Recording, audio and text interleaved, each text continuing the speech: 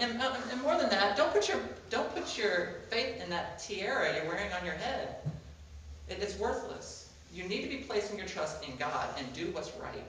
That's what he says there. Just do what is right. The only ones who are threatened by death are the people who are clinging to their lives. You know that? You know that to be true? The only people who are threatened by death are those who are afraid to die, or the people who have not already given up their lives. You cannot threaten somebody with something that they've already given away. You cannot hold something over someone's head that they've already given up. And what Mordecai would say to Esther, if he could, was that death comes for all of us. Even for kings he comes. And the Christian, the believer in God, has beaten death to the punch. And that's what we're called to do as Christians, to beat death to the punch by giving up our lives in the waters of baptism, by giving up our lives early, so that Satan cannot hold death over us. I don't want to be threatened by anything. Paul said, do not be mastered by anything. I don't want to have any master over me. I don't want any leverage for Satan or anybody else in my life. And so to do that, the first thing you have to do is give up your life. Surrender it. Sacrifice it. Count it as nothing. Be like a samurai who's already laid down his life and given his master the ability to kill him. And then everything else can be spent for him. No longer seeking security, I'm free to be bold, right? If all you're ever doing is trying to avoid death, you're not free to be bold. And for Esther to be bold and to do what was right, she could no longer fear death. And that's the first thing he points out to her. Do not think you're secure because you're the queen of Persia. You're not. And don't think you're secure here on earth because you live in the United States, because you have good doctors, or whatever.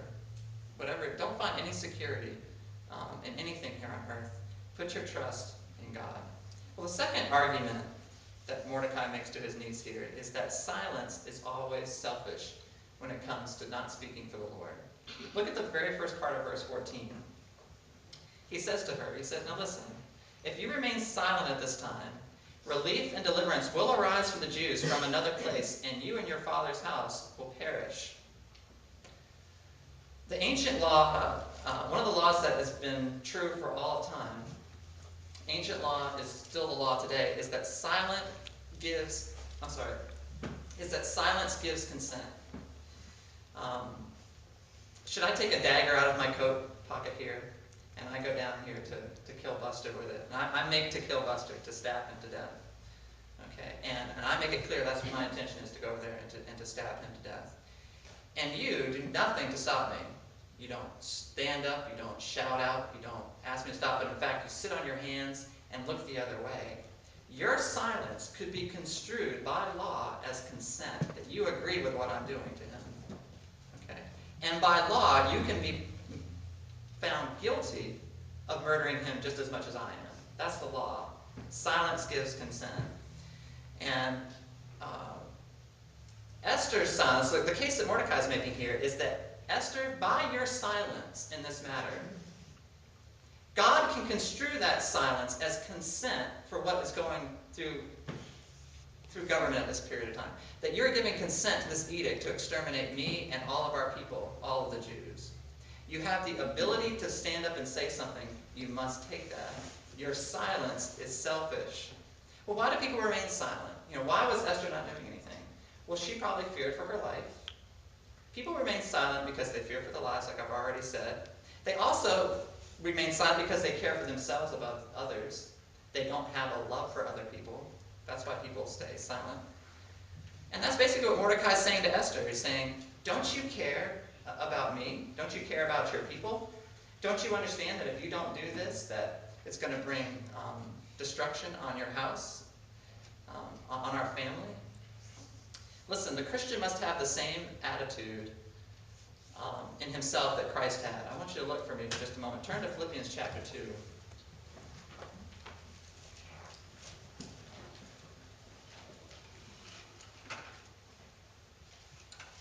Philippians chapter 2.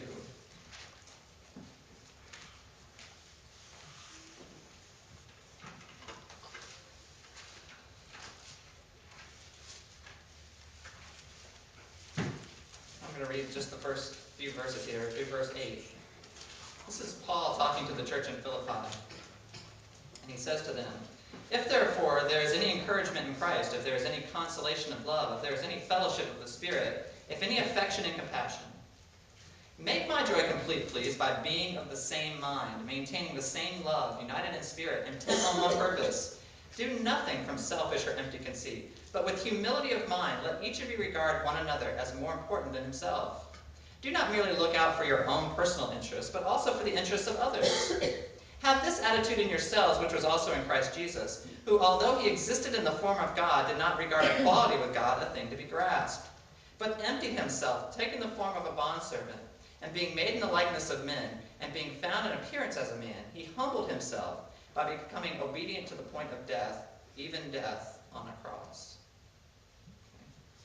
So the Christian should have the same attitude as Christ, our King, which is to love others more than self, to speak up for those who cannot speak up for themselves. That when you have a voice, you need to take it. You need to use it. And I think it's a little odd here, too, that Mordecai seems to be appealing to her selfishness a little bit, because he basically says, "Esther, I have every indication and every belief and conviction that God's going to save our people. He's not going to allow us to be killed like this.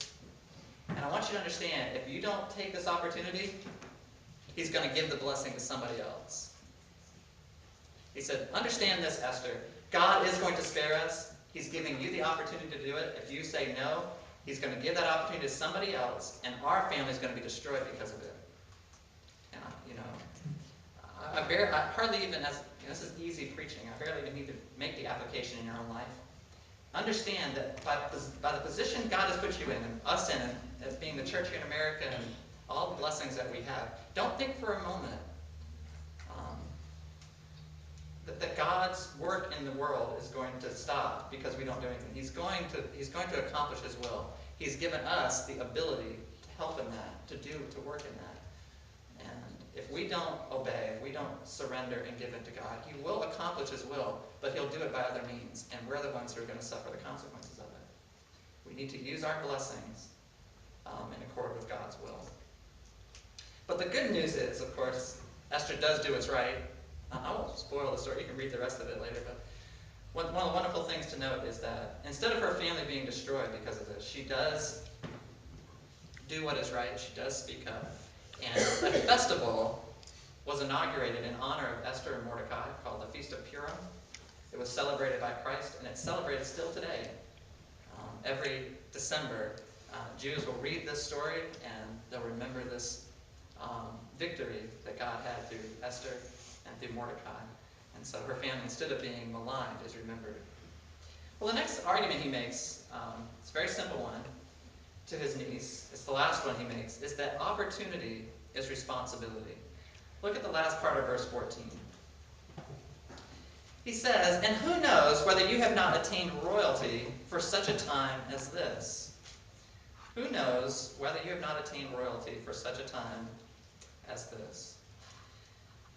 One of the most burdensome aspects of being an elected representative is that you constantly have to cast votes. You have to make decisions. If you're an elected representative from a state and you're serving in Congress, that elected representative has almost no control over the agenda. He doesn't get to choose what issues are brought before him that he has to vote on. He has very little control over that. And abstaining from voting is not really an option, because even if you vote president or abstain from voting, that's seen as a no vote. And so with all these decisions you have to make, these votes you have to